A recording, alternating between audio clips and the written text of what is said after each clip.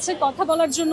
সেই সময়ের মধ্যে যতটুকু আলাপ আলোচনা করা সম্ভব হয়েছে সেটা হয়েছে, এবং আপনারা শুনে খুশি হবেন যে আমাদের মাননীয় প্রধানমন্ত্রী তিনি নিজে বসে এই যে এতগুলো ঘন্টা, অনেকখানি সময় কিন্তু না, অনেক ক্লান্তি হয়, এই এতগুলো সময় তিনি দিয়ে প্রত্যেকটা মানুষের সম্পর্কে জানার একটা প্রচেষ্টা করেছেন।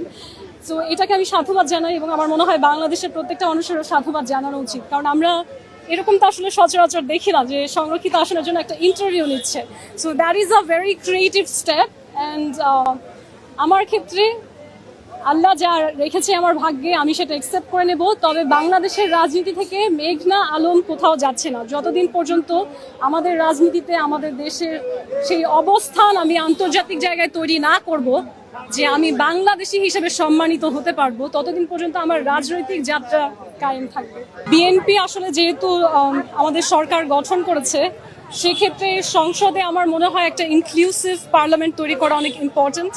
ইনক্লুসিভ বলতে কিন্তু শুধুমাত্র দলীয় রিপ্রেজেন্টেটিভ না, সমাজের সর্বস্তরের যারা বাংলাদেশকে এগিয়ে নিয়ে যাওয়ার জন্য সক্ষম তাদেরকে চিহ্নিত করে সংসদে নিয়ে আসা কিন্তু আসলে একটা দেশ পরিচালনার জন্য অনেক গুরুত্বপূর্ণ। সেক্ষেত্রে আমার কাছে মনে হয় যে আমাদের সংস্কৃতি অঙ্গনের কেউ যে বাংলাদেশকে আসলে আন্তর্জাতিকভাবে কানেক্টেড করতে পারবে, এবং আন্তর্জাতিক কিন্তু বিভিন্ন রাজনৈতিক সাংস্কৃতিক সংগঠন রয়েছে যাদের সাথে আমি দীর্ঘদিন ধরে কাজ করছি, অলমোস্ট 11 বছর ধরে যেহেতু আমি রাজনৈতিক প্রশিক্ষক হিসেবে কাজ করে যাচ্ছি। সেক্ষেত্রে আমার এবং আমার বাবাও একজন অ্যাক্টিভিস্ট, আমরা পারিবারিকভাবে অনেক ইন্টারন্যাশনাল মিডিয়া বা গ্লোবাল মিডিয়া যাদেরকে বলি সেই জায়গায় একটা ভালো অবস্থান তৈরি করেছি, এবং একটা দীর্ঘ সময় ধরে আমার নিজেরই ধারণা ছিল যে রাজনীতিতে জড়ানো হয়তো খুব রিস্কি বা ভালো উদ্যোগ না, হয়তো রাজনীতির বাইরে থেকে আমি সেই প্ল্যাটফর্মগুলো থেকে দেশের জন্য কাজ করার প্রচেষ্টা করে যাব।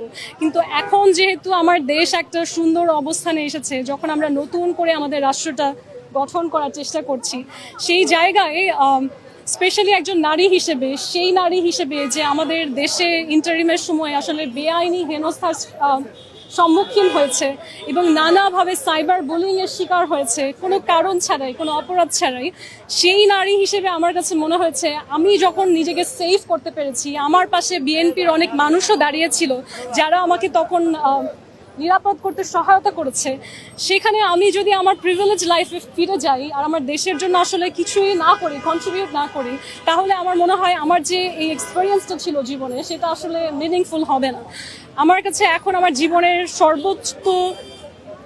সর্বোত্তম লক্ষ্য যেটা আমার জীবনের, সেটা হচ্ছে আমার বাংলাদেশের একজন নাগরিক হিসেবে আমার বাংলাদেশের পাসপোর্ট নিয়ে আমি পৃথিবীর যেই রাষ্ট্রে যেই জায়গায় যাব, আমি যেন কোনো জায়গায় কোনো হেনস্থার শিকার না হই।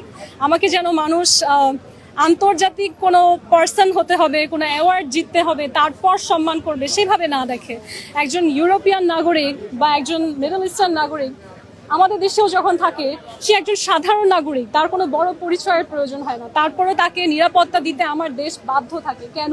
কারণ তার রাষ্ট্র কূটনৈতিকভাবে সেই অবস্থান, শক্ত অবস্থান তৈরি করেছে যেখানে তার নাগরিকের অধিকার সবার আগে।